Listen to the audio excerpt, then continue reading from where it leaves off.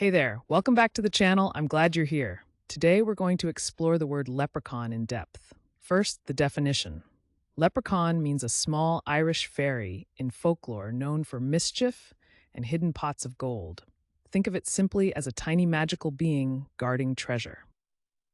Now let's talk about where this word comes from. Origin stories can be fascinating. Leprechaun traces back to the Irish word leipreachán, first recorded in the 8th century. Over time, it's been used by Irish storytellers and folk culture. The word has carried through history and still shows up today in surprising ways. So, how do you use leprechaun in everyday language?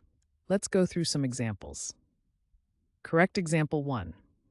The children searched the garden, hoping to catch a glimpse of a leprechaun near the rainbow. Correct example 2. During the St. Patrick's Day parade, he dressed as a leprechaun to entertain the crowd. And just for fun, here's a playful wrong example. I tried to leprechaun my math homework, but it didn't go well.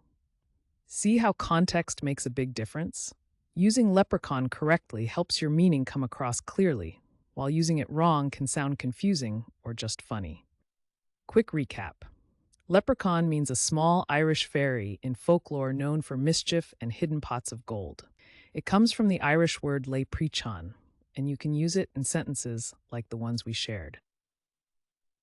Now I'd love to hear from you. Try writing your own sentence with leprechaun down in the comments. Get creative.